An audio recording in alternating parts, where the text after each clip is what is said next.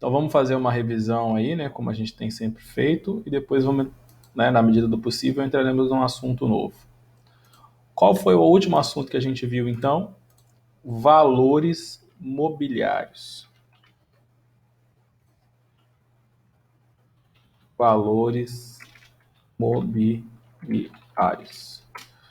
O que são, pessoal, valores mobiliários? São títulos, documentos que a sociedade anônima emite, seja para sua constituição, como é o caso das ações, sejam para outras razões, como é o caso de debêntures, para pegar um empréstimo, a gente vai ver. Então, a sociedade anônima, né, que é a sociedade que a gente está estudando nesse semestre, ela vai se utilizar de títulos chamados de valores mobiliários para poder, né, existir. Ela se capitaliza, né, a empresa ela precisa de dinheiro para existir, e isso se chama capitalizar. E a capitalização de uma sociedade anônima normalmente é feita através do mercado de valores mobiliários, ou seja, das negociações desses títulos. Seja a capitalização inicial, né, no início, ou seja, durante a sua existência, seja a capitalização através de sócios, que são os titulares das ações, né, ou seja, através de outros títulos que a companhia, né, sociedade anônima, pode emitir para poder desenvolver a sua atividade.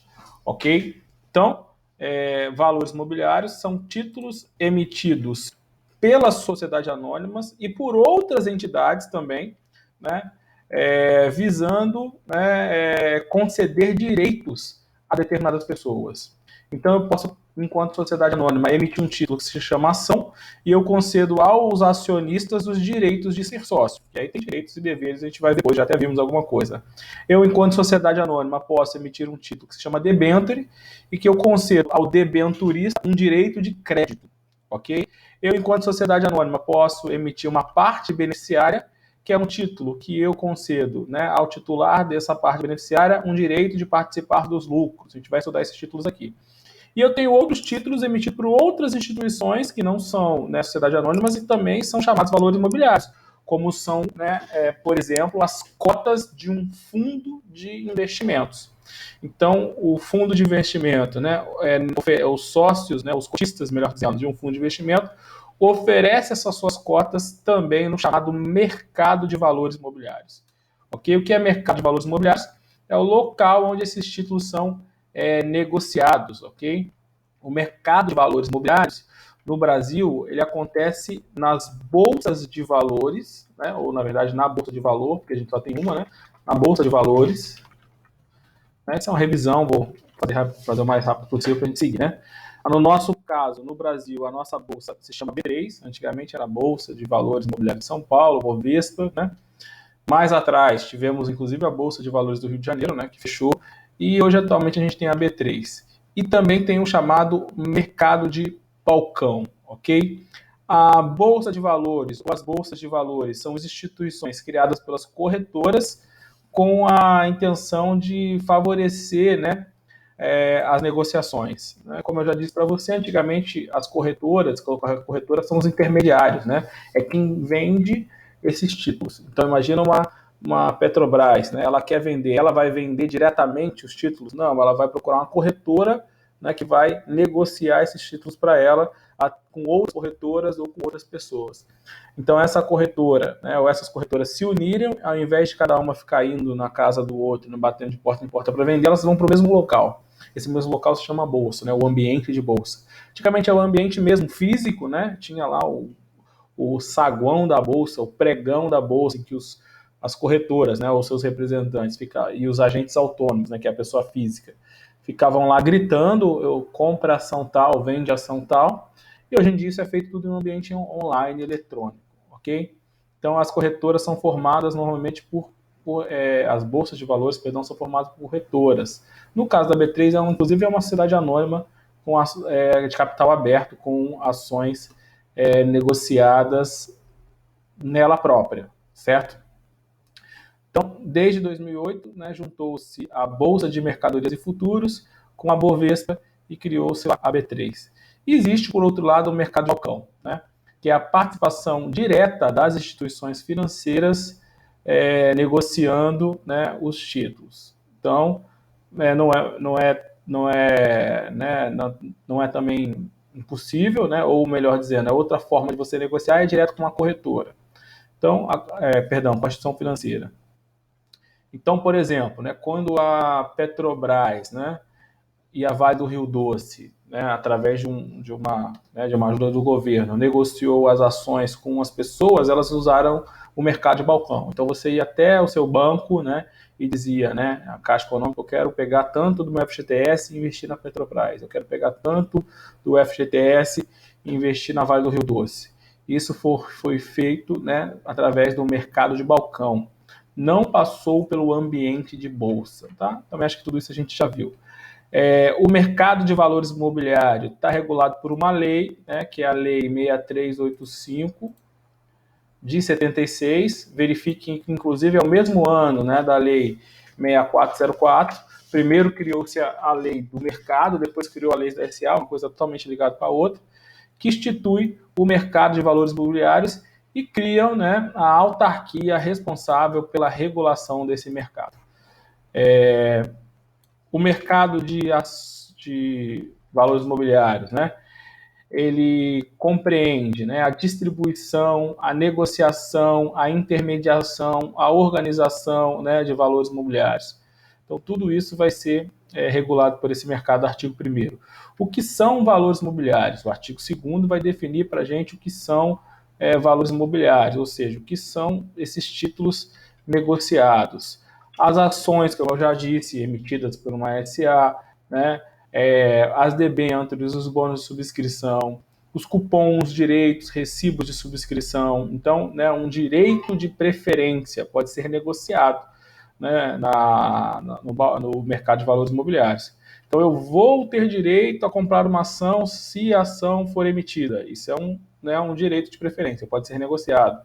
Certificados de depósitos, né, de valores imobiliários. Cotas de fundos, aí eu já comentei, né? Que aí não tem nada a ver com a SA. Então, se você for cotista de um fundo de capital. Porque vamos lá, tem fundos abertos e fundos fechados, né? Os fundos, né, abertos, a pessoa resgata e coloca o seu dinheiro a qualquer momento. Então, é aquele fundo de investimento. Aí eu coloco R$ 1.000 e aí depois eu quero tirar os meus R$ 1.000 de volta, né? Quando eu coloco R$ 1.000, eu compro X cotas de um fundo.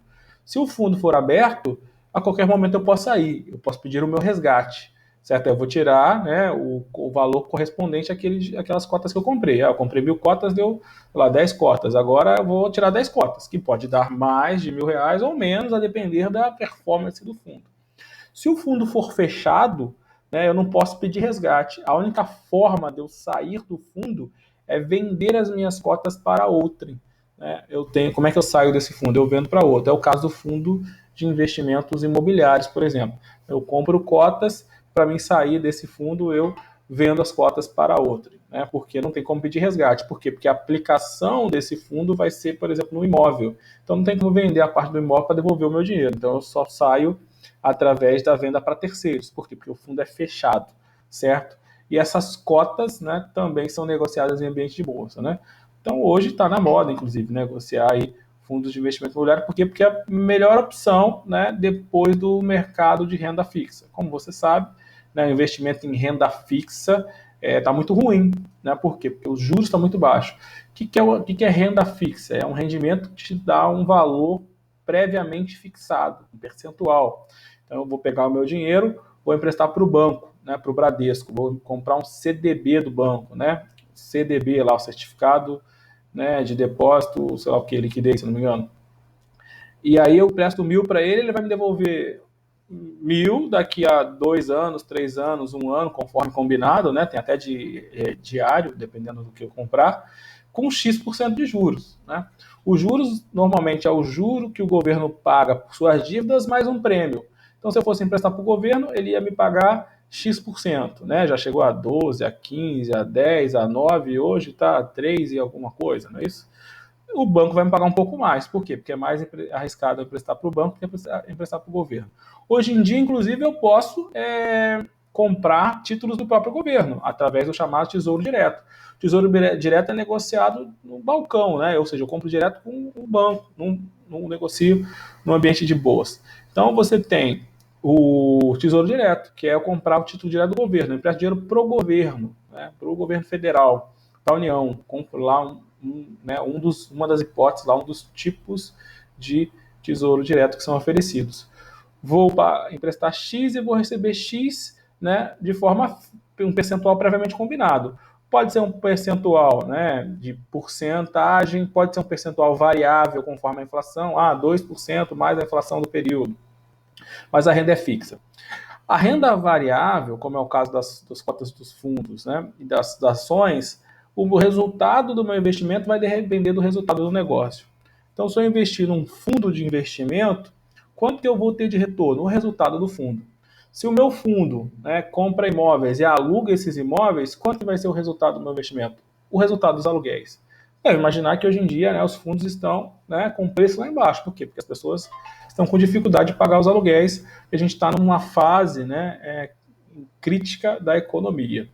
Mas lá atrás, né, isso estava no momento bom, porque as empresas estavam funcionando bem, né, os aluguéis estavam sendo pagos e os investimentos em fundos estavam ótimos. Por quê? Porque estavam pagando muito mais que paga a renda fixa.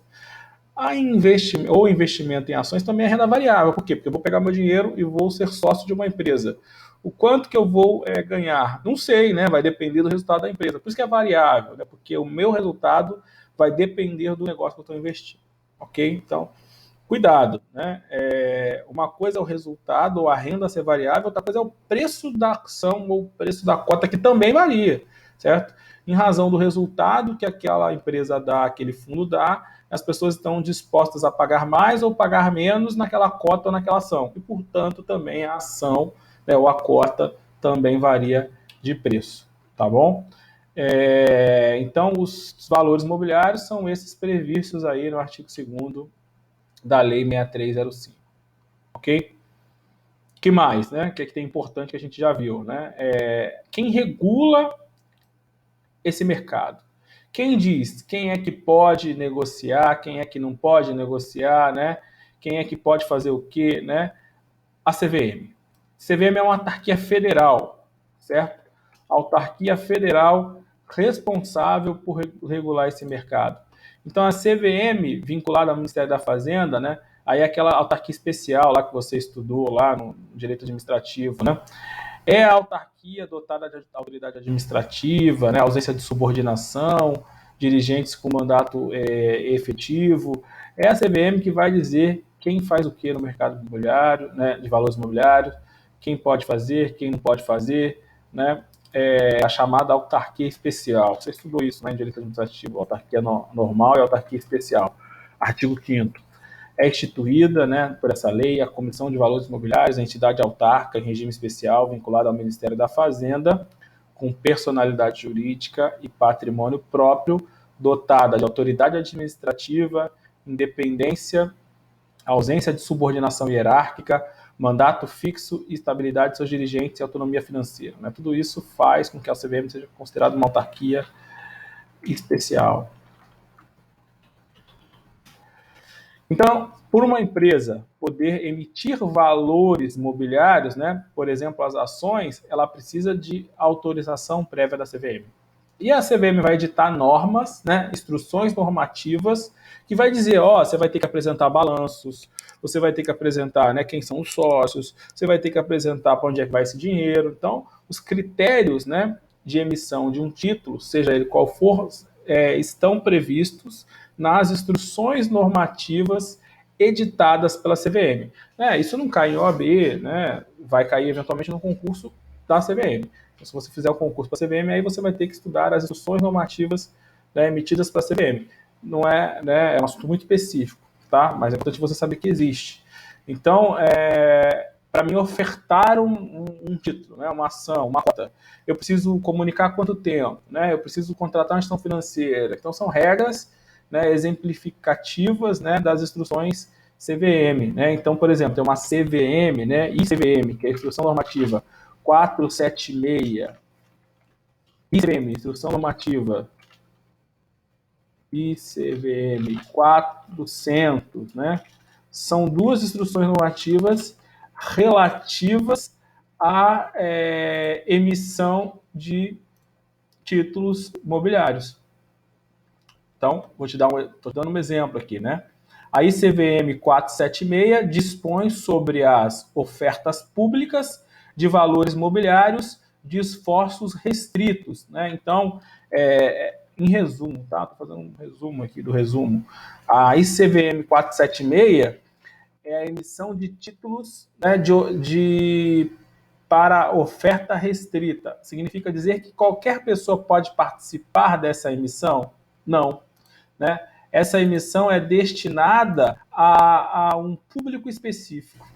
Essa emissão, né, ela é destinada aos chamados, né, investidores, né, profissionais, investidores, né, profissionais, já falei, né, investidores, empresas, né, não é para qualquer pessoa, não é para pessoa física, né, não é para o leigo, né, vamos dizer assim, né. Ó, então, você vai ter um fundo comprando, né, investimentos de uma empresa. Não vai ter qualquer pessoa. E, obviamente, né, os requisitos, né, para uma oferta restrita são menores do que uns requisitos para uma oferta ampla, né? Então, a 400, né, a ICVM 400, né, é a chamada oferta ampla. Ou seja, eu vou distribuir para todo mundo. É numa oferta ampla, né, que eu, você, né, o leigo investe. E aí, obviamente, os requisitos são maiores, né? Por quê? Porque para a oferta ampla vai haver uma necessidade maior de comunicação, né? Vai haver uma necessidade maior de regras ou exigências a serem cumpridas por aqueles que pretendam emitir esse tipo de oferta, tá? A ICVM 400, né, revoga a emissão no mercado secundário e mercado primário. O que é mercado primário e o que é mercado secundário? Mercado primário é a primeira emissão de um título. Então, a Petrobras lá vai emitir ações pela primeira vez.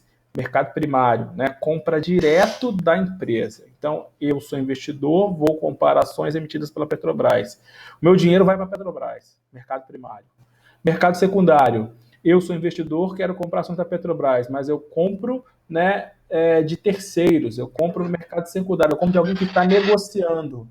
A compra no mercado secundário, o dinheiro não vai para a própria empresa, para o próprio emitente do título, o dinheiro vai para um terceiro, que era o titular. Pode ser até a própria empresa, né? Mas perceba, né? O dinheiro, né, ele está circulando no mercado secundário, não é um dinheiro que vai direto para a empresa, né, a título de investimento, tá? Então, essa é a diferença do mercado primário e do mercado secundário. Não lembro se a gente falou isso, tá? Em resumo, a ICVM 400 tem muito mais exigências do que a ICVM 476, porque o público, né, a ser alcançado é muito maior, é um público de leigos, então eu tenho regras de prazo, regras, né, de informações que devem ser disponibilizadas para aquelas empresas, né, ou entidades que vão atuar nesse mercado para o público em geral. Mas isso aqui foi mais a título de exemplo, né? Não se preocupe aí com essas regras de CVM, que são muito específicas. Ok? Vamos aqui ficar na Lei 6385, que é o básico, né? Que é o que cai na prova. Né? Como é que é composta a CVM? Né? A CVM é composta de um diretor, né? De um presidente e de 4 diretores, né? Mais ou menos aquelas regras de nomeação, né, que a gente vê lá para as outros né, autarquias, né, e órgãos da administração pública, né. Para artigo 6º, a CVM será administrada por um presidente e 4 diretores nomeados pelo presidente da República, depois de aprovado pelo Senado Federal, dentre pessoas de reputação ilibada, reconhecida competência em matéria de mercado de capitais. Eles vão ser nomeados por um mandato, né, ou seja, um período, né. Qual é o mandato do dirigente, né, da CVM? 5 anos. Tá, eu sei que é uma decoreba, mas não tem jeito. Você tem que decorar porque é diferente, né? Às vezes é 3, às vezes é 4, às vezes é 5. É claro que esse tipo de informação vai ser mais exigida para um concurso mais voltado para essa área. Por isso que é importante sempre você ver o edital, né, para ver se isso é objeto de cobrança e aí se dedicar a isso. Tá? Então, 5 anos é permitida a sua recondução, tá? Que mais, né? O que compete, né, à CVM? O que a CVM vai fazer, né? A CVM vai, né, regular, né, estimular a formação das poupanças através da aplicação do mercado. Existe uma crítica no Brasil, não precisa concordar não, tá? Eu gosto que você pense e tire suas conclusões. Um dos problemas do Brasil é a falta de poupança, né? O brasileiro não guarda dinheiro. Isso é ruim para o brasileiro, individualmente falando, e para a sociedade, individualmente falando. Ok? Por isso que o Guedes, né, tinha uma proposta de fazer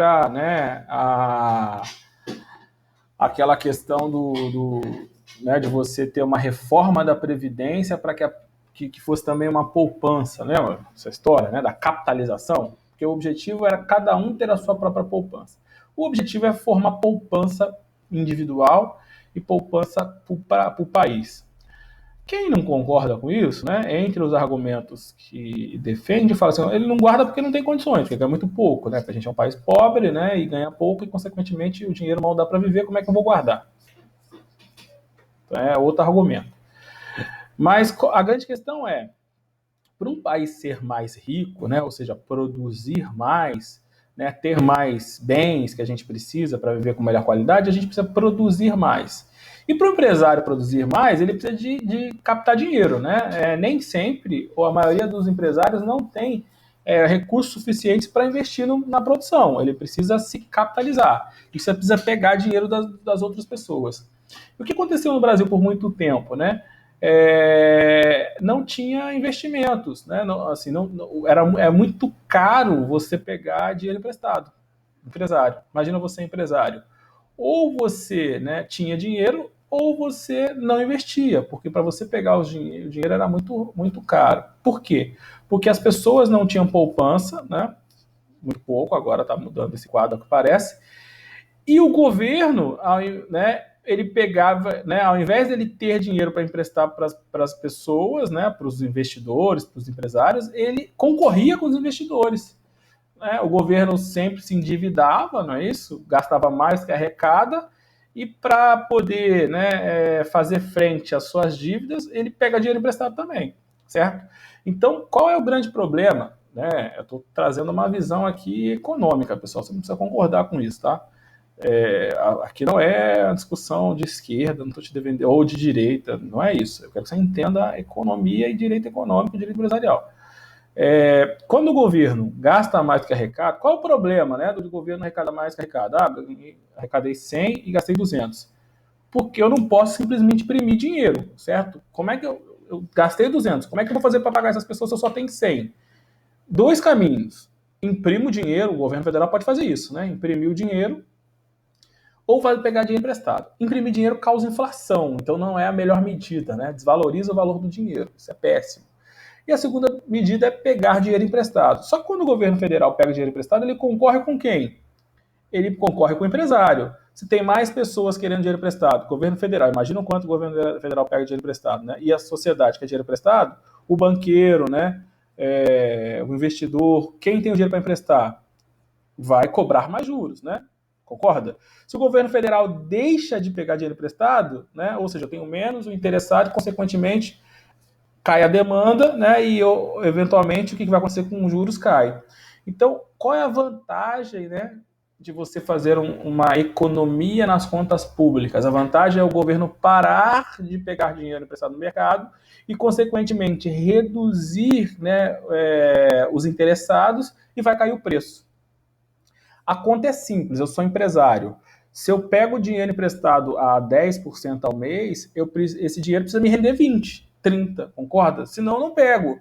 Se o custo do empréstimo é muito caro, né, muito alto, né, por causa da concorrência, por exemplo, com o governo, o que acontece? Né? O empresário vai deixar de montar a firma. Ele faz as contas lá, vou montar uma empresa, vou contratar empregados, vou ter o risco de ter empregados, vou ter o risco do negócio não dar certo, né? Vou trabalhar pra caramba, vou pegar o dinheiro por 10 e eu vou ganhar 30, né? Ou seja, só fiquei com 20% de lucro. Um exemplo.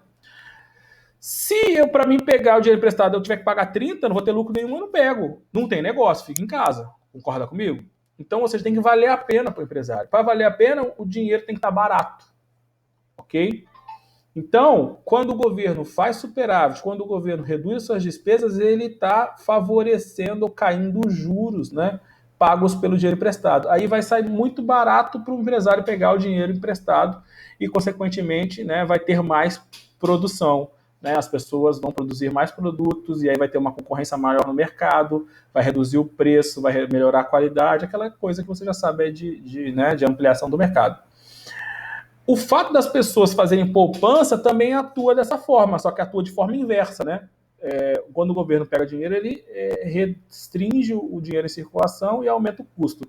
Quando as pessoas poupam, né? Existe a poupança popular, que a gente fala, a poupança da sociedade, é dinheiro no mercado. Por quê? Porque eu invisto num fundo, eu invisto, não é para eu empresto dinheiro para um banco. O banco vai pegar o meu dinheiro para emprestar para alguém, concorda? Tem mais gente investindo, né? Em poupança, em fundos, né? Mais dinheiro no mercado. Se tem mais dinheiro no mercado, obviamente acontece, cai o custo, né? Cai os juros, né? Que podem ser cobrados. Diminui o custo para o empresário empreender e, consequentemente, melhora o ambiente de produção. Tô resumindo aqui, né? Aqui a questão da economia. Então, olha como é que é importante, né? É você ter um ambiente saudável, né? E as pessoas poderem investir no mercado. Melhora o ambiente da sociedade de negócios, porque reduz o preço do custo do dinheiro. E aí o empresário pode, né? Ou ele é estimulado a empreender mais. E o empresário empreendendo mais é melhor para todo mundo, né? Porque se tem mais empresas, mais negócios, tem mais emprego gera mais tributo, né? Gera mais renda, não é isso? E gera mais consumo e, consequentemente, mais produtos, mais rendas. É aquele círculo, né, virtuoso da economia, que você já deve ter ouvido falar. E o verso também é verdadeiro. Por isso a importância da poupança da população, né, das pessoas guardarem dinheiro. E uma das formas das pessoas guardarem dinheiro é através do mercado de valores imobiliários. Então ela guarda o dinheiro, ela vai querer que esse dinheiro renda, né? Ela pode investir isso para o banco, né? Dá para emprestar para o banco, ela pode emprestar isso, né, para o governo, como eu já disse, e ela pode emprestar isso para as empresas, né, através do mercado de valores imobiliários. Ela empresta isso para a empresa de forma a se tornar um sócio, ela empresta isso de forma a ter o dinheiro de volta, né, ou através de outros títulos emitidos por esse mercado de valores imobiliários. Quem regula esse mercado é a CVM. Então é a CVM que vai regular esse mercado, é a CVM que vai, né, artigo 4º aqui, né, estimular a formação de poupança para as pessoas poderem investir, como eu já falei, e a aplicação no mercado de valores imobiliários. Como é que ela faz isso? Através de propaganda, através de regras, através de punições, né, para excessos. Promover a expansão e o funcionamento eficiente e regular do mercado de ações, estimular a aplicação permanente em ações de capital social e companhias abertas sob o controle de capitais privados. Assegurar o funcionamento eficiente e regular do mercado de bolsa, como eu já falei, né, a venda direta, e o mercado de bolsa é o conjunto, né, é o grupo lá de corretoras, e o mercado de balcão, que é a venda direta. Promover, né, os titulares de valores imobiliários, proteger os titulares de valores imobiliários e os investidores do mercado. Como é que ela protege? De várias formas. Ela protege quando exige que uma empresa divulga seus balanços, ela protege quando exige que uma empresa, né, de capital aberto tenha os seus balanços auditados. Então, uma empresa, né, uma Petrobras, ela não só tem que fazer os balanços, eu tive lucro, eu tive prejuízo, como esses balanços são auditados. Ou seja, a Petrobras vai ter que contratar uma empresa, né, teoricamente idônea, que vai conferir os balanços, para ela não omitir, né, informações, para ela não inventar informações, negar informações. Com todas essas regras, ainda de vez em quando tem fraude, né? Tem vários filmes aí, principalmente americanos, que falam sobre violações, né, as regras dos mercados, e aí lá nos Estados Unidos a CVM de lá chama SEC, aí a SEC prende os caras, né? Quem assistiu o Billions, né, lá o seriado da Netflix, fala sobre isso, né? Fala sobre um gestor de um mercado de capitais, né? Uma empresa que aplica recursos das pessoas, né? Comprando e vendendo empresas, assistiu Billions. E um procurador da SEC, né? Que fica no pé dele porque acha que ele usa de meios não lícitos para poder atuar nesse mercado. A grosso modo, é mais ou menos o que acontece aqui, né? Com a CVM e com as empresas, tá? E tem outras atribuições aí, né? Que a gente tem aí, né? Proteger os títulos de valores imobiliários e os investidores do mercado contra emissões irregulares, B, atos ilegais dos administradores e acionistas, né? Eu não posso ser acionista de uma empresa, né? Ser gestor de uma empresa, mas eu não sou presidente. Eu sei que amanhã eu vou emitir um balanço que vai dizer que a empresa vai crescer mais do que eu esperava. A expectativa é que ela crescesse 10%, aí o balanço mostra que ela cresceu 20%. O que vai acontecer? As pessoas vão falar, pô, essa empresa está bem pra cacete, está bombando, né? Então as ações vão subir de preço. Aí eu vou lá, sabendo dessa informação, vou lá e compro ações hoje, né? Amanhã sobe e vendo depois. Eu estou cometendo um crime, né? Isso é uma insider trade, né? Eu estou me usurpando, né, de informações privilegiadas que eu tenho para atuar no mercado. Isso é proibido, isso é crime, né? Vai ser fiscalizado, inclusive, pela Comissão de Valores Imobiliários no Brasil, tá? 5. Evitar e coibir modalidades de fraude, né, manipulação, destinadas a criar condições artificiais de demanda. Então eu vou lá dar uma notícia falsa, né? A empresa está bem, né? Achamos aqui um remédio para a Covid, né? A farmacêutica vai acontecer com as ações do dia seguinte, vai bombar, né? Posso fazer isso, né? Informação falsa. Assegurar o acesso às informações sobre valores imobiliários negociados emitidos pelas companhias. Assegurar a observância das práticas comerciais equitativas, né, de equidade no mercado de valores imobiliários. Então, eu não posso depredar outra empresa, eu não posso, né, forçar, né, uma situação. Aí estão exemplos aí, né, gerais aí das atribuições da Comissão de Valores Imobiliários, tá? E aí a CVM, né, ou a comissão, pode impor sanções, né? Pode impor sanções.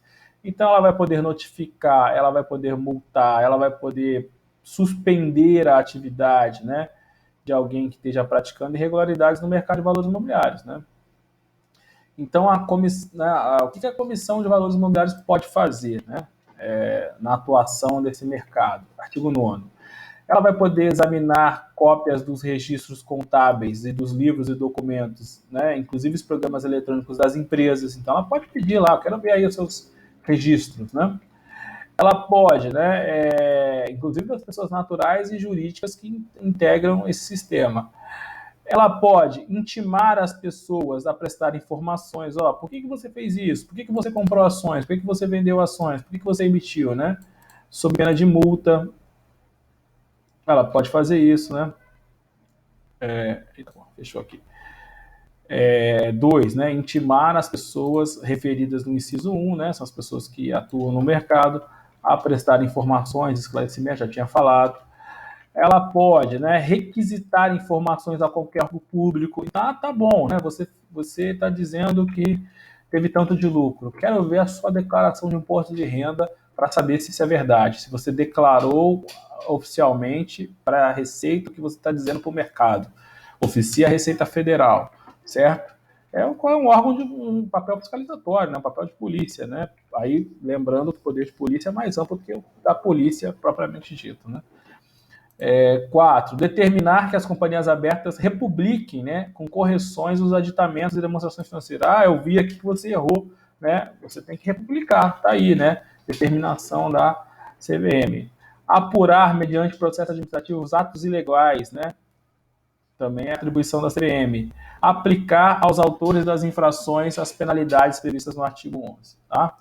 Quais são as penalidades previstas no artigo 11? O que a CVM pode fazer? A CVM pode aplicar advertência, a CVM pode aplicar multa, a CVM pode aplicar inabilitação temporária, né? E a CVM pode aplicar suspensão, né, da pessoa em exercer atividades, né, no mercado de valores imobiliários. Aí são exemplos aí de penalidades que podem ocorrer em razão da conduta desse pessoal, tá? Então, já vimos isso, vamos avançar. Qual é o principal valor mobiliário que tem a ver com a nossa matéria, né? Com as ações, certo? O principal valor mobiliário negociado no mercado de valores imobiliários são as ações. O que são ações, pessoal? Beleza, né? As ações são as partes fracionadas do capital social.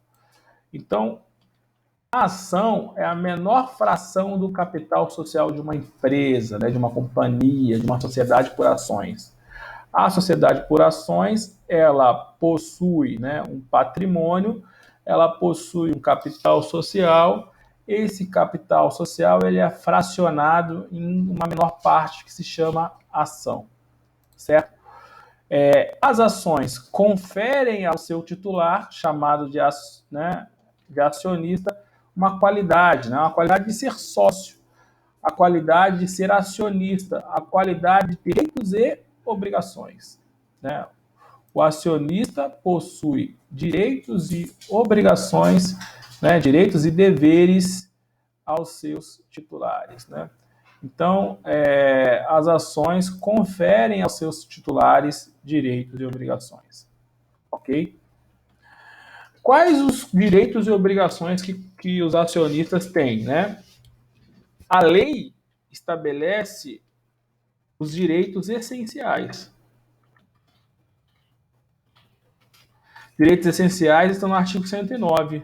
Não sei se eu já comentei. Né? 109 de que lei? Da Lei 6404. Então, se você for lá para o artigo 109 da Lei 6404, você vai ver os direitos essenciais. Que são direitos essenciais? Aqueles que nem o estatuto e nem a lei poderá retirar do acionista. Então, é acionista, independente do tipo de ação que você tem os direitos essenciais, artigo 109.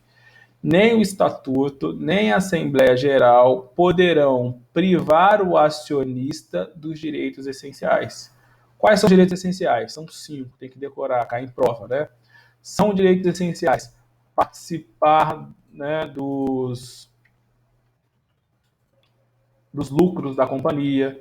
Então, se a companhia tiver lucro, todos os acionistas têm direito a participar do lucro. Quanto do lucro o acionista vai participar? Né? Aí a sociedade, né, que vai decidir através da Assembleia Geral.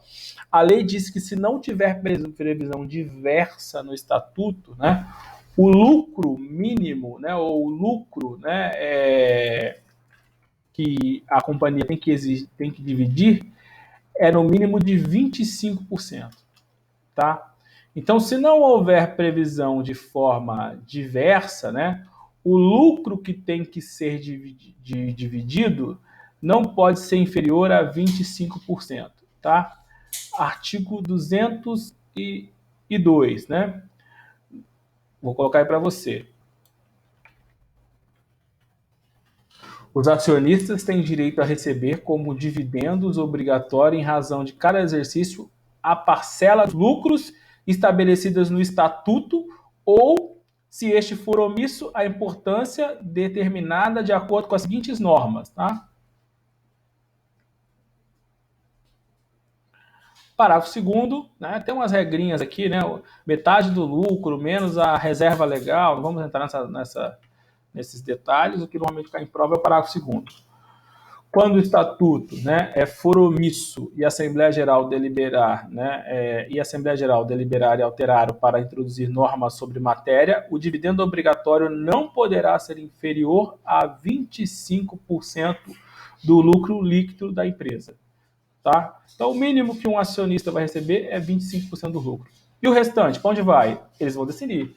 Vai ficar como um investimento, vai ser aplicado na atividade empresarial. A empresa pode distribuir 50%? Pode. A empresa pode distribuir 100% do lucro? Pode. Né? Mas se nada for previsto, distribui pelo menos 25% do lucro líquido. Certo? Então, a participação dos lucros é o primeiro direito essencial dos acionistas. Segundo direito essencial, participar do acervo da companhia. Quando eu sou acionista, eu sou sócio da empresa, não é isso? Acionista é uma espécie de sócio. Se a empresa for liquidada, o que é a liquidação? É a extinção da empresa, né? Eu tenho direito a receber a parte que me cabe. Então, eu imagino que eu tenho 10% da empresa, eu tenho 10% das ações. A empresa tem 1.000 ações, eu tenho 100. Eu comprei por X, não importa, 10 mil. A empresa foi liquidada, né? Ou seja, vendeu tudo, pagou todo mundo. Eu tenho direito a receber minha parte. Eu vou receber 10%. Pode ser mais ou pode ser menos, a depender do resultado que a empresa teve durante o período que ela funcionou. Sendo mais ou sendo menos, eu tenho direito a receber a minha parte. Concorda? Isso significa dizer que eu tenho direito a participar do acervo, né, dos bens da empresa em caso de liquidação. Terceiro, né, direito essencial, isso é muito importante, que é bastante em prova, tá? Esses direitos essenciais aí. É fiscalizar, na forma prevista na lei, a gestão dos negócios. Então, eu vou poder ver os balanços contábeis, vou poder exigir, fazer questionamentos. É claro que eu não posso, né, eu sou acionista da Petrobras, vou lá dar um pé na porta lá na sala do diretor, lá e falar assim, do presidente, falar assim, eu quero ver os livros agora, né? Não é assim, né? Obviamente, existe um momento, né, que isso vai ser disponibilizado a todos os acionistas. E nesse momento eu estou exercendo o meu direito de fiscalização. Vou poder fazer questionamentos, vou poder perguntar nas assembleias, vou fazer tudo isso, né? São as formas previstas em lei e no estatuto de eu exercer a minha fiscalização, certo? Eu tenho esse direito, inclusive juízo. 4. Direito de preferência. Toda vez que a empresa for emitir novas ações ou emitir títulos, né, que são atrelados, né, ou que vão dar direito à emissão de novas ações, eu tenho o direito de participar.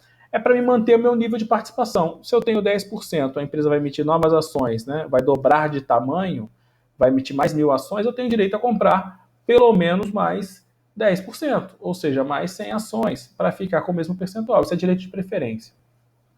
Nem sempre o direito de preferência ele é direto, né? Ele pode ser indireto. Às vezes a empresa emite outro título e esse título pode ser trocado por ação. Então, o direito de comprar esse título também é o exercício do direito de preferência, porque se eu não comprar quando for emitido, quando for convertido, né, esse título em ação, eu vou perder a minha preferência. Então, eu também tenho direito a comprar esses títulos conversíveis em ações. É o caso do inciso 4. A gente vai estudar esses títulos daqui a pouco, senão hoje na próxima aula, né? Preferência para subscrição de ações de partes beneficiárias. É outro título que a empresa pode emitir, né? Que uma sociedade anônima pode emitir. Conversível em ações. Debêntures, conversível em ações. Bônus de subscrição, né? Que, na verdade, o bônus de subscrição é o direito de subscrever ações. Tá?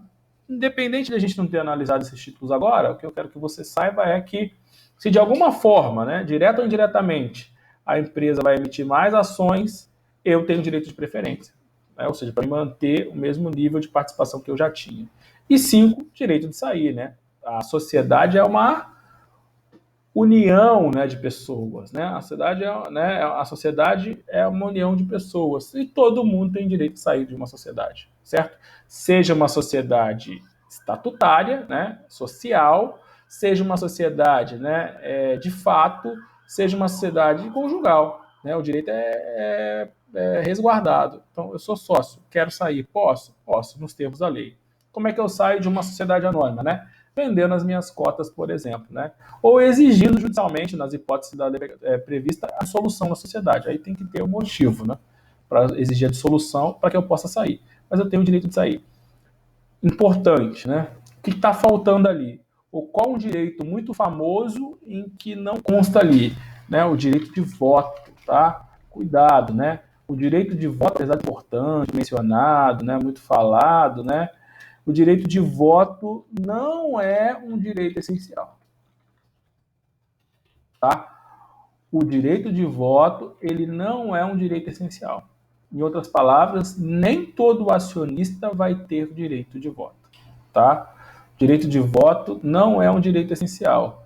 A lei, né, estabelece que as ações terão direito de voto, sim, né, a depender do que diz o estatuto, né?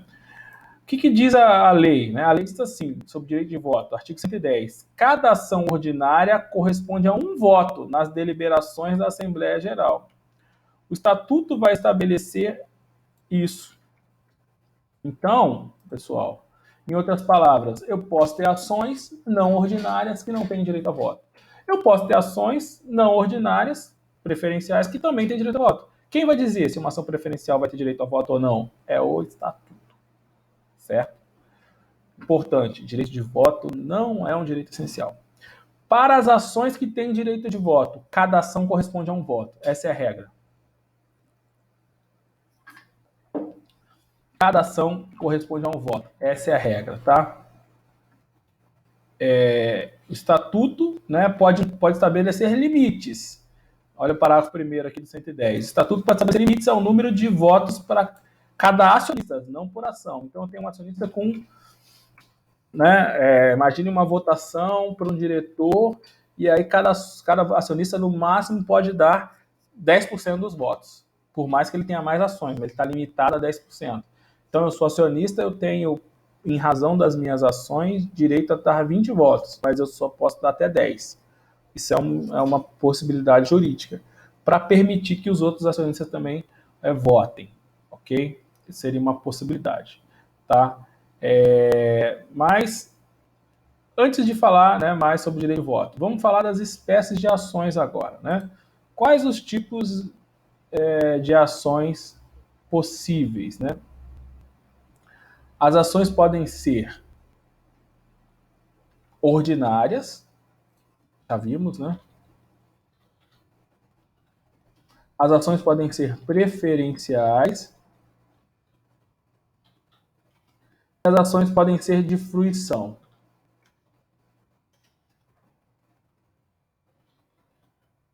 Também chamada de gozo. Ações de gozo ou ações de fruição, tá? Isso é uma classificação da lei, né?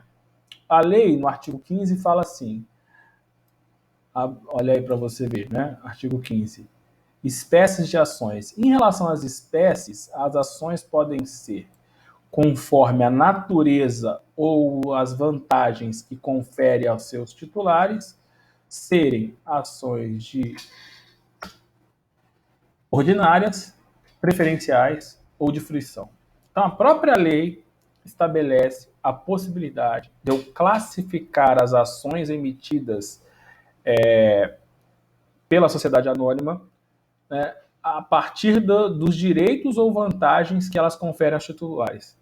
As ações que oferecem os direitos normais, né, os básicos, são chamadas de ações ordinárias, tá?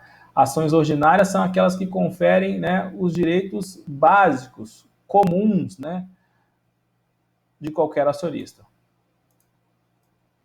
além de conceder o direito de voto.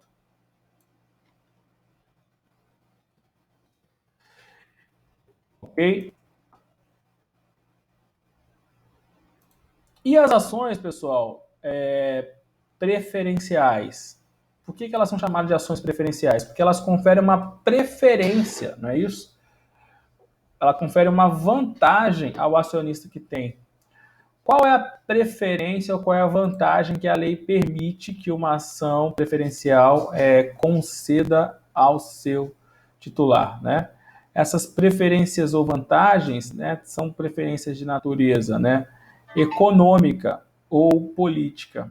Então, o acionista, né, preferencialista é aquele que tem um privilégio econômico, né? É aquele que tem uma vantagem sobre o acionista ordinarialista.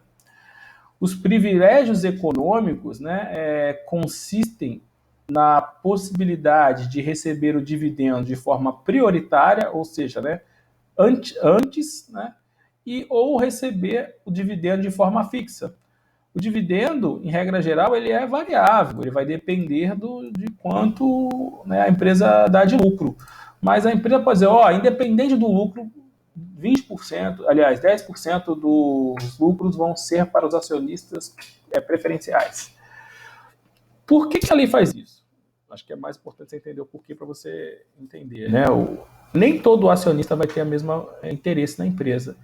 Eu tenho, né, basicamente dois tipos de acionistas. Aqueles acionistas que vão ser ou que querem ser, né, os gestores da empresa, né? Então imagina o Eike Batista, que era o cara que conhecia do petróleo, né, que sabe tudo sobre petróleo, que fez. Então ele vai ser um grande investidor, no sentido de investir muito dinheiro na empresa, e ele também vai ser o cara que gera a empresa. Imagina, né? Já assistiu o Shark Tank lá, naquele programa, né, de investimento? O cara que criou o negócio, que sabe como faz, né, como vende, a importância, que está desenvolvendo o negócio, ele é um acionista, né, ordinarialista. Para ele decidir os rumos da empresa é muito importante. Tem uma galera que quer investir na empresa, mas o objetivo, né, final dele é resultado econômico. Ele quer pôr 10 e tirar 20. Ponto. Ele quer pôr 10 e receber um percentual todo mês como dividendo, ou vender isso, né, mais à frente com lucro. Ou as duas coisas, né?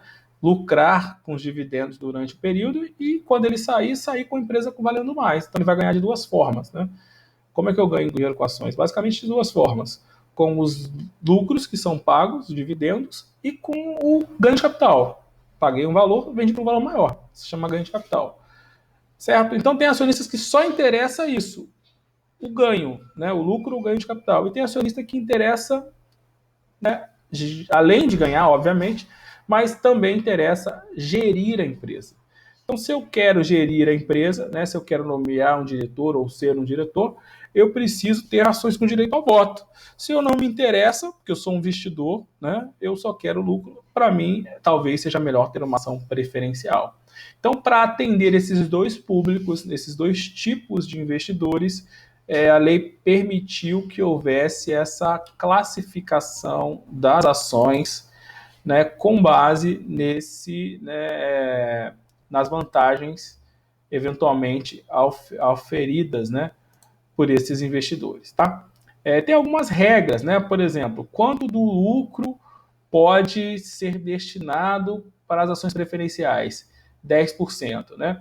Os dividendos, né, diferenciados, distribuídos para os acionistas preferenciais, não pode ser mais do que 10%. Isso é uma regra, né, que está prevista lá na lei.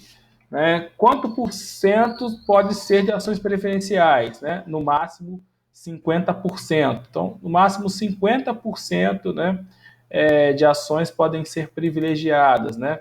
Ou seja, ações sem direito a voto no máximo 50%. Então, tem várias regras lá nos artigos 15, 16, 17, né, que devem ser observadas, tá bom?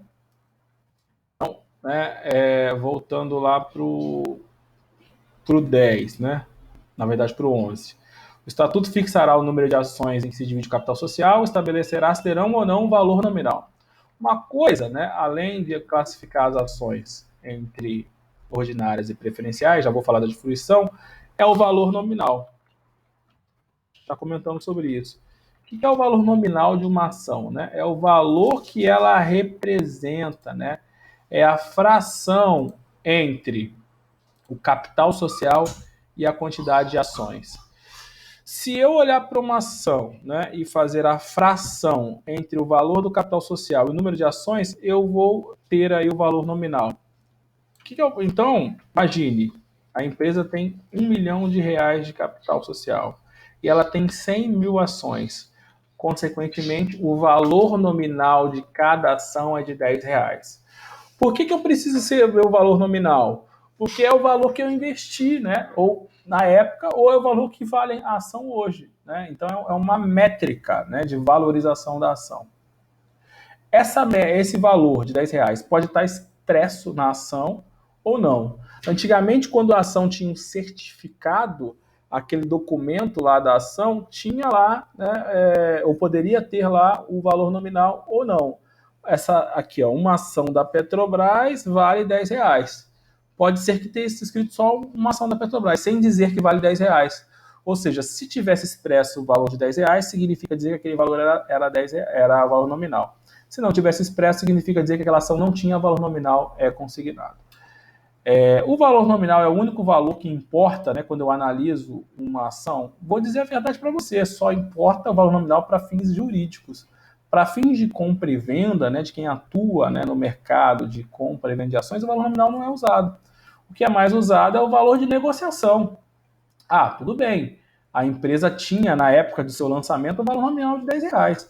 Mas só que quando ela foi lançada, né, a expectativa é que ela desse um resultado de 10% de lucro ao ano. Passou-se um ano, ela deu 20%. Passou-se 2 anos, ela deu 30%. Ou seja, está muito melhor do que se imaginava. Então, obviamente, quem comprou por R$10 está ganhando muito lucro e o valor de mercado está muito maior. Então, a depender do funcionamento, do bom desempenho da empresa, né, ela vai ter um valor de mercado, que é aquele que é de fato negociado, muito maior do que o seu valor nominal. É possível que se atribua a ações outros valores, né, a depender da necessidade de quem está avaliando a ação. Eu posso avaliar a ação com base no patrimônio da empresa? Posso. Seria a chamada, né, o chamado valor patrimonial. O que é o valor patrimonial? É o valor representativo da participação do acionista no patrimônio líquido da empresa. Então, eu vou pegar todos os bens, vou tirar todas as dívidas, e aí eu tenho um patrimônio líquido. A empresa, né, ela tem 1 milhão de patrimônio, mas tem 500 mil de dívidas, né? Ou seja, líquida ela tem 500 mil. Se eu tenho 100 mil ações, o valor do patrimônio líquido, né, o valor patrimonial da ação é de R$ 5. Teoricamente, eu posso fazer essa conta para poder avaliar se a ação está barata ou está caro. Se eu estou comprando uma ação abaixo do seu patrimônio líquido, ela está muito barato, concorda? Porque se der merda, se ela vender tudo, ela ainda vai valer R$ 5. Eu estou comprando por 4, está muito barato, né? Assim, é uma teoria, né? Uma tese aí de avaliação do preço de uma ação, tá? Então isso aqui também é importante e a gente não pode deixar de comentar. Tá? Então, artigo 11. A companhia, com ou sem valor nominal, o estatuto poderá criar uma ou mais classes de ações preferenciais com um valor nominal. O valor nominal será o mesmo para todas as ações da companhia. Tá? Então, esse valor nominal ele é importante para regras, né, de equidade entre os acionistas. Como é que eu vou comparar, né, as ações emitidas? Né? Emitir uma ação hoje e emitir uma ação daqui a um ano. Eu não posso emitir uma ação com valor nominal inferior ao que já existe, porque senão eu estaria prejudicando os acionistas. Exemplo, você comprou uma ação hoje com valor nominal de R$ 10, certo? Já vimos. Era 1 milhão de ações, aliás, 100 mil ações por um capital de 1 milhão. Ou seja, você pagou R$ 10 cada ação. Daqui a um ano, a empresa pode emitir mais ações? Pode. Só que ela não vai poder emitir novas ações com valor nominal inferior. Então ela não pode emitir ações com R$ 5, o valor nominal. Por quê? Se ela fizesse isso, ela estaria diluindo o quanto eu paguei. Então ela só vai emitir no mínimo por R$ 10. Pode emitir por mais, mas não por menos. Ok? Isso é uma proteção aos acionistas até então existentes. Por isso que eu preciso saber qual é o valor nominal, porque isso é utilizado como métrica, muitas vezes, como, por exemplo, para a proteção dos acionistas já existentes, como eu já acabei de falar, né? Então, uma companhia, né, aberta, né, companhia fechada não, mas aberta, que tem vários acionistas, né, que tem que ser protegidos, não poderão ter uma nova emissão de ações com valor nominal inferior ao fixado pela CVM.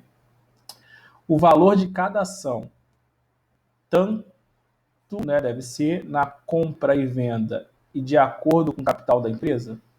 Não entendi, Priscila. Repete a pergunta. O valor de cada ação ele vai depender de quem você compra e do momento que é emitido. Se eu estou entrando na formação da empresa, o Eike Batista falou assim, vou montar a EBX. Não tem valor de mercado ainda. Por quê? Porque a empresa sequer existe. Então, quanto que eu vou pagar na ação? O quanto ele pediu. Ele pediu R$ 10, ele pediu R$ 20, ele pediu R$ 1.000, né? Esse que eu vou pagar. Então, neste caso, o valor nominal é igual ao valor de mercado, né? Entre aspas, porque mercado ainda propriamente dito não tem, certo? Pode ser que seja igual também o patrimonial, não é nesse momento. Passou um ano, a empresa já está em funcionamento. Qual o valor que eu vou pagar na ação? Depende. Eu vou comprar de novo da empresa ou vou comprar no mercado secundário? Posso comprar de novo da empresa, porque a empresa quer mais dinheiro porque vai continuar seus investimentos. Ela vai emitir por R$ 10 de novo? Pode ser que sim, pode ser que não. Se ela está dando resultado, pode ser que ela cobre um ágio por isso. Ou seja, ela quer emitir por 12. E ela acredita que as empresas vão pagar mais caro. Por quê? Porque ela está dando um bom resultado. Né? Ela está cumprindo tudo que ela prometeu. E eu posso comprar de outro acionista que comprou por 10 lá atrás e agora quer vender. Por quanto ele quer vender? Ele pode vender por mais ou pode vender por menos, dependendo do resultado da empresa. Então, né, o quanto eu vou pagar qual o valor de cada ação, tanto na compra e venda, é de acordo com o capital da empresa? Não, né? Depende. O valor da ação depende do que eu estou comprando. Se eu estou comprando no mercado secundário, pode ser que eu compre uma ação a preço menor do que o capital da empresa. É loucura isso, mas é possível, né? Então imagine, a empresa tem um capital social de 1 milhão e eu estou comprando o correspondente a 800 mil. Vou fazer conta simples, né? A empresa tem um capital social de 1 milhão e tem 100 mil ações. Então ela deveria ser vendida por, no mínimo, R$ 10. Só que a empresa, se você analisar o histórico da empresa, ela está em queda, né? Então, as pessoas não vão pagar o preço do capital social, porque teoricamente eu vou comprar hoje por 10, amanhã vai estar 8, vai estar 7, vai estar menos. Então o preço vai estar menor. Certo? Quando eu olho a empresa, eu não posso olhar só hoje, eu tenho que olhar o histórico. Hoje ela tem um patrimônio de 1 milhão e vale R$ 10 o valor nominal. Só que se eu olhar o histórico dos últimos 5 anos, há 5 anos o valor era 5. Depois caiu para 4, caiu para 3, caiu para 2, caiu para 1. Ou seja, se continuar nesse ritmo, a empresa amanhã está valendo 500 e depois de amanhã está valendo zero. Certo? Então ninguém vai pagar R$ 10 por essa ação, ainda que o valor do capital social seja 10, porque pela história ela está tendo prejuízo todos os anos e, consequentemente, ela vai valer menos ainda no ano que vem. É claro que se eu acreditar na empresa, né? Se o diretor fizer uma reunião e dizer, não, agora a gente reverteu a tendência de prejuízo, porque a gente inventou um novo produto, porque a gente descobriu uma nova bacia de petróleo, porque a gente fez qualquer coisa, né?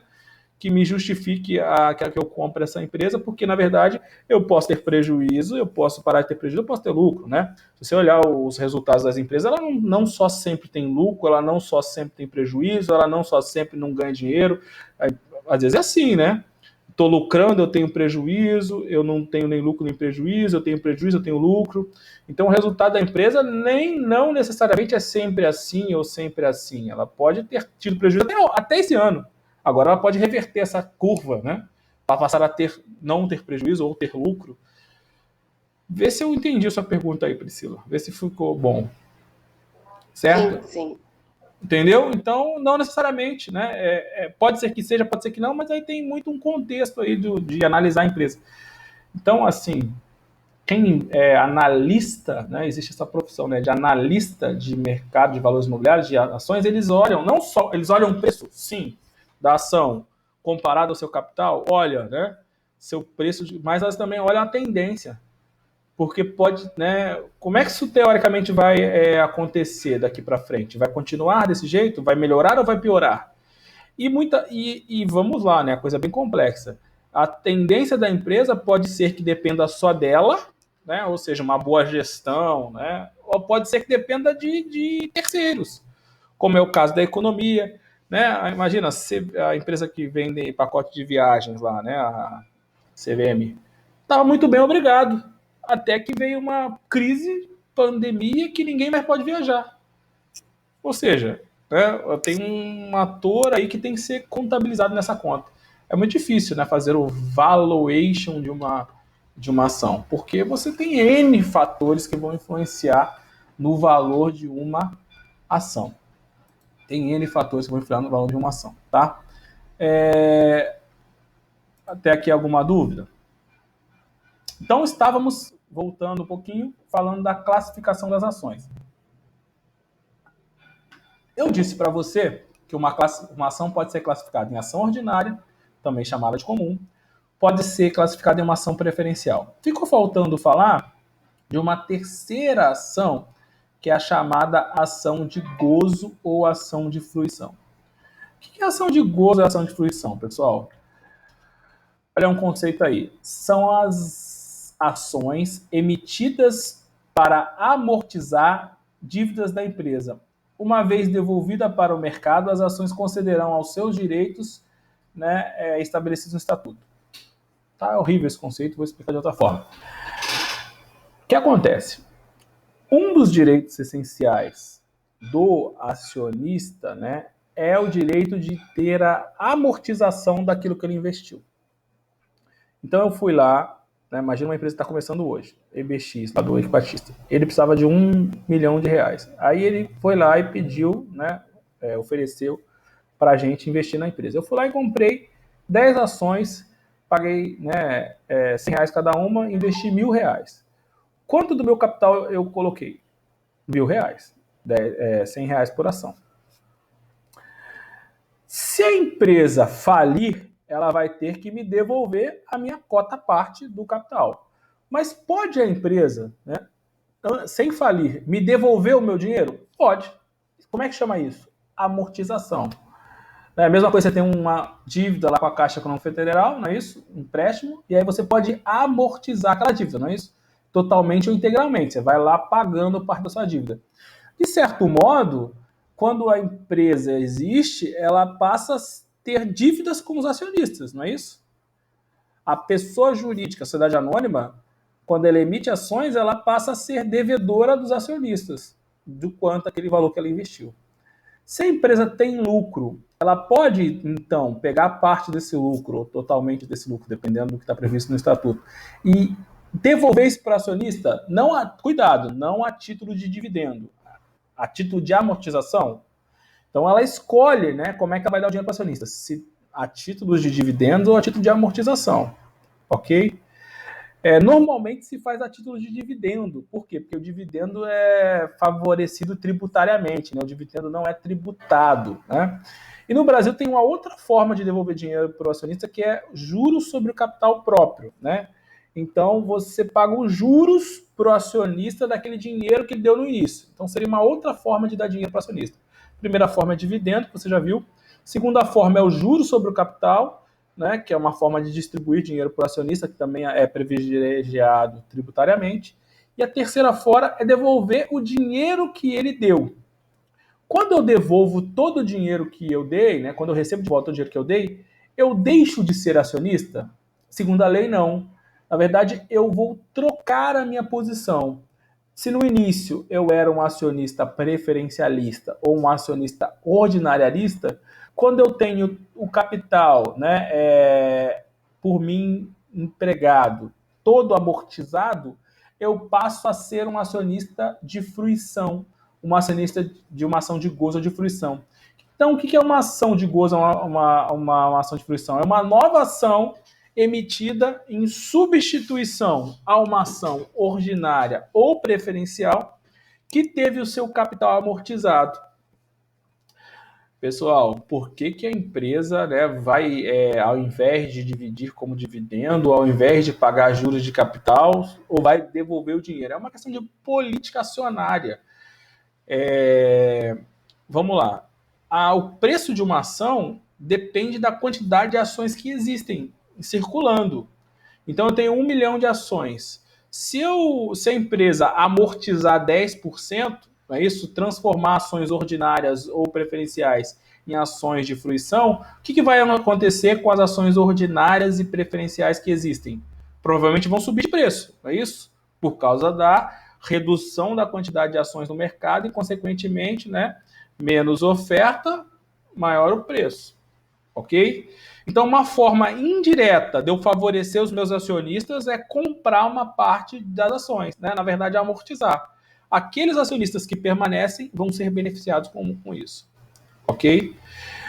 E para quem teve a ação amortizada, né? Ou seja, tinha uma ação de preferencial ou de fruição e agora tem uma ação de gozo. Qual é a vantagem? Eu também tenho vantagem. A minha vantagem é que eu tinha uma ação que valia 10, eu recebi os 10 e ainda sou acionista. Ainda vou receber dividendos, ainda vou receber, né? Dependendo, eu posso votar, se for dependendo do que acontecer. Então, eu vou continuar sendo acionista, só que a minha acionista muda, né? Eu tinha uma ação que valia 10, agora tem uma ação que vale 1, que é uma ação de gozo. Mas, no final das contas, eu fiquei com 11, porque se eu chamar os 10 com 1, eu fiquei com 11. Aí eu vou pegar esses 10, vou comprar mais ações no mercado ou investir em outras empresas, não importa.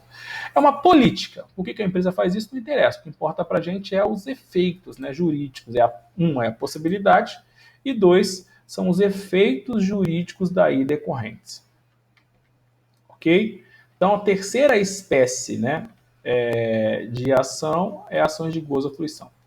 Além de dividir as ações em espécies, eu posso dividir as ações em classes. Ou seja, eu posso ter uma ação ordinária, que é espécie, ações, espécies, ordinária, preferencial, de fruição.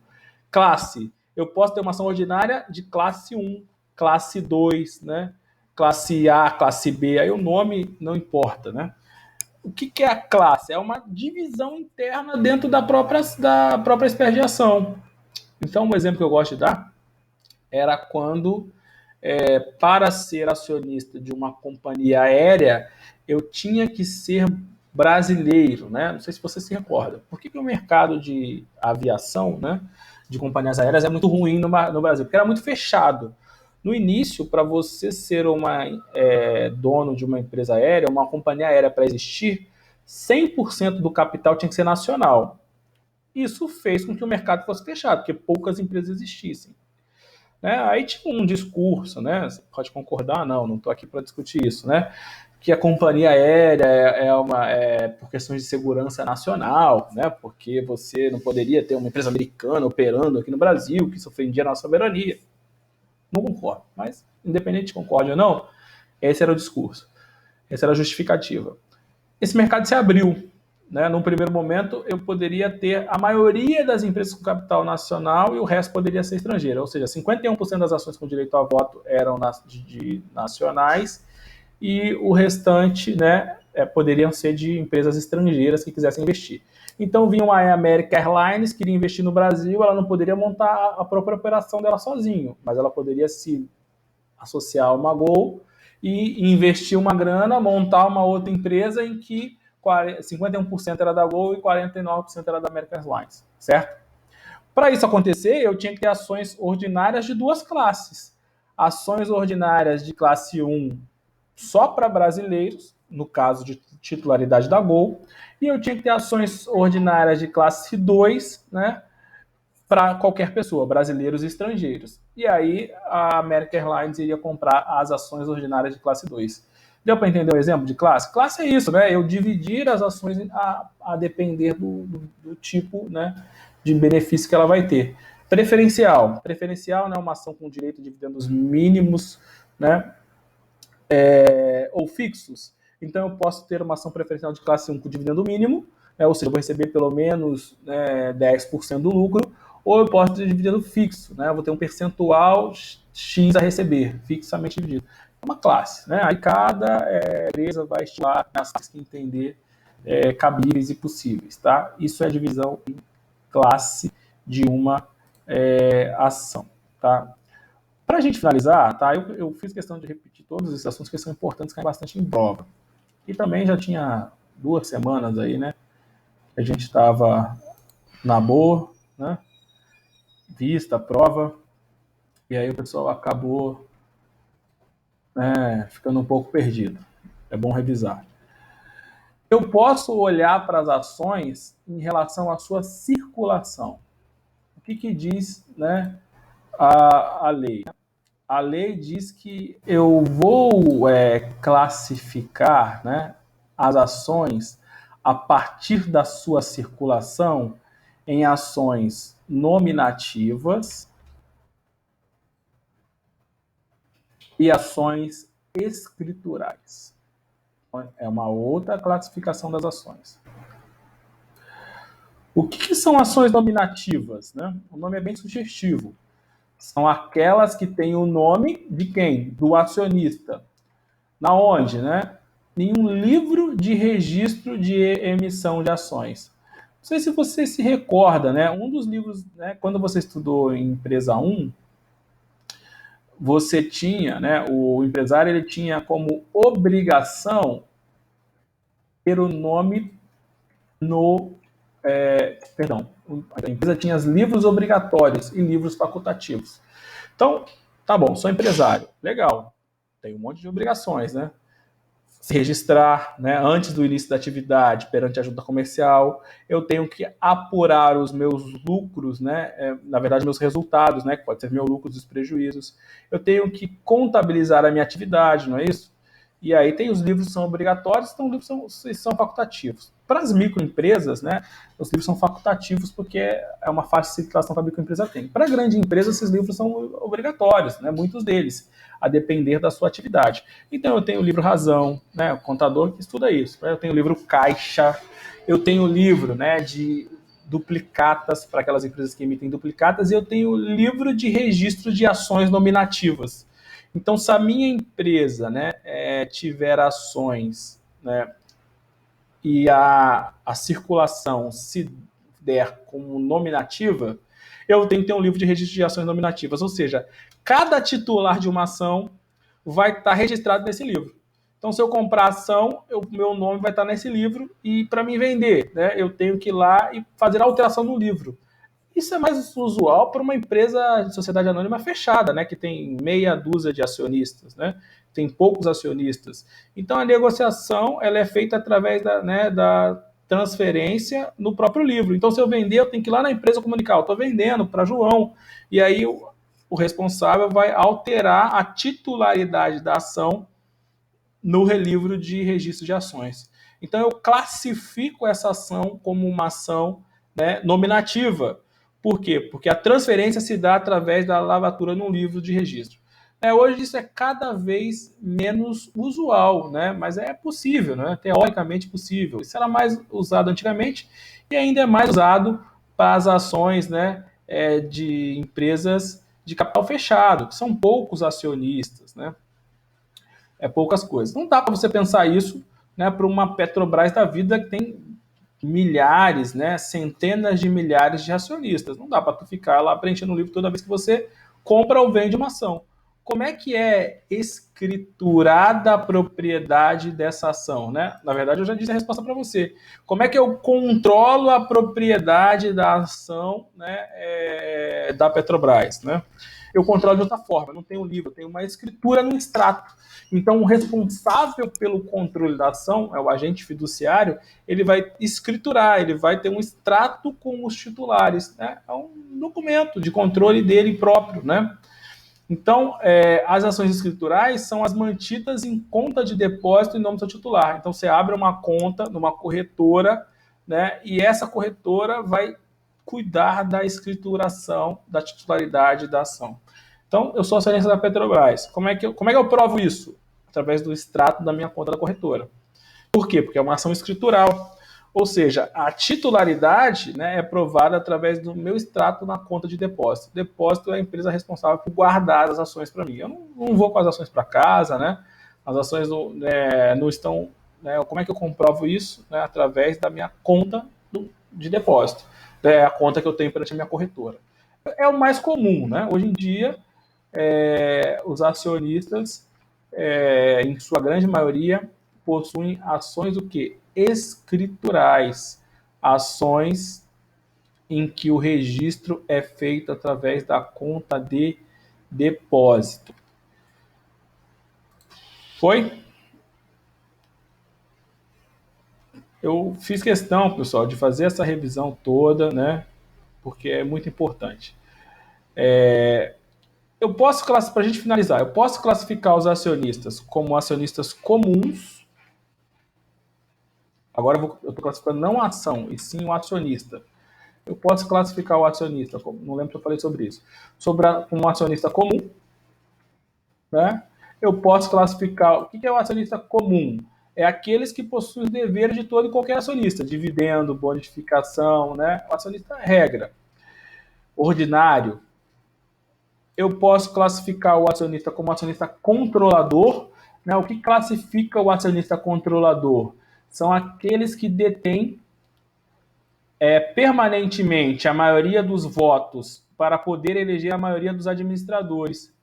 Então vamos lá. O que é um acionista controlador? É aquele que tem a quantidade de votos necessários para eleger os diretores, para eleger, né, o presidente. Isso torna um acionista chamado acionista controlador, porque ele controla o rumo das empresas. A lei coloca algumas regras, né, para esse acionista controlador, né? Algumas observações aí que o acionista controlador tem que cumprir. Porque não é porque ele é acionista controlador que ele vai fazer o que ele quer, né? Eu tenho que proteger o acionista minoritário. Olha o que diz o artigo 116, né? Do acionista controlador, ele vai trazer, né, o 116, os deveres, e o 117 vai trazer as responsabilidades do acionista controlador. 116.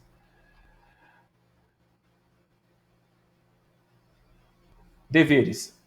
Entende-se por acionista controlador a pessoa natural ou jurídica ou grupo de pessoas vinculadas por acordo de voto. Acordo de voto quando, né, eu não tenho quantidade de votos suficientes, mas eu me reúno com você e faço um acordo, né, em que a gente só vai votar junto e, portanto, a partir disso a gente vai ser acionista controlador. É meu interesse e o seu interesse que a gente negocie entre a gente é melhor do que negociar com todo mundo, né, isso é possível, seria um acordo de votos. Por acordo de votos ou sob controle comum. Às vezes eu não tenho um acordo de votos, mas a empresa a empresa B, cada uma tem uma parte de ações que em conjunto, né, dão a totalidade de ações que elegem as pessoas, mas são controladas pela empresa C. Ou seja, por mais que formalmente a gente seja uma empresa de diferença, né, quem manda na A e quem manda na empresa B é a mesma pessoa. Então eu tenho ali, né, também um acionista controlador, ainda que sejam empresas diferentes, mas porque tem um acionista em comum.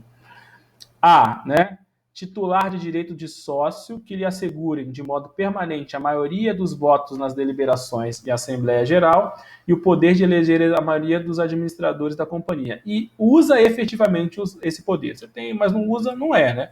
Então tem que usar efetivamente esse poder.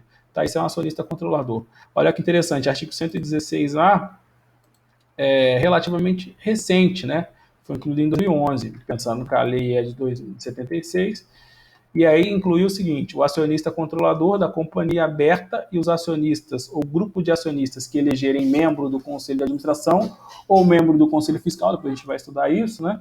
Deverão informar imediatamente suas modificações na posição acionária. É um dever de informar, né? O acionista controlador tem que informar sua posição. Aumentei, diminuí a quantidade de ações, isso é um dever de informar que foi criado. Responsabilidade. O acionista controlador responde pelos, né, danos causados por atos praticados com abuso. Então, eu nomeei alguém que eu sabia, né, que era corrupto, né, que causou prejuízo. Eu posso vir a responder. Né? São modalidades de exercício do abuso de poder. Orientar a companhia para fim estranho ao social ou ao interesse nacional ou levantá-la em favor de outra sociedade brasileira, estrangeira, o prejuízo da participação dos acionistas minoritários nos lucros ou acervo da companhia. Então eu pego, né, falo para o meu diretor que eu nomeei para ele poder vender produtos com prejuízo para outra empresa que tem interesse. Né? Eu estou abusando do meu direito de voto. Né? Eu permito que esse diretor faça práticas de corrupções, abusando do meu direito de voto, né? Entre outros exemplos. B. Promover a liquidação de uma companhia próspera. A companhia está funcionando, está dando lucro, mas só porque eu sou o majoritário eu posso ir lá e interromper a atividade, promover o fim da empresa? Não, né? A empresa ela é mais do que o direito do majoritário, né, do controlador. Ela tem interesse dos minoritários, ela tem interesse da sociedade, nos empregos. Então eu não posso, né, fazer transformações, né, que causem prejuízo ou extinção da companhia só porque eu sou acionista controlador. Né? Eu respondo por isso. C. Promover a alteração estatutária, a emissão de valores imobiliários ou a adoção de políticas ou decisões que tenham por fim o interesse da companhia e visem causar prejuízo ao acionista minoritário. Então, eu não posso fazer nenhuma mudança que cause prejuízo ao acionista minoritário, sob pena de ser considerado um abuso de poder e ser declarado nulo, né, pelo juiz. Tá? Eleger a administradora fiscal que sabe inapto, moral ou tecnicamente. Então, tem que eleger pessoas competentes, né? Claro que existe uma margem aqui de subjetividade nisso, né? Mas é possível que você, acionista minoritário, venha a discutir, né, isso em juízo, caso você entenda que isso aconteça, tá? E tem os acionistas minoritários, né, que são aqueles minoritários, aqueles que não têm interesse, né, de controle da empresa, seja porque não possuem efetivamente, né, o poder para isso, ou seja porque não exercem, tá? São chamados acionistas minoritários, tá? Fechamos, tá? Que mais? Não, mas isso não. Aqui, semana que vem, então, a gente continua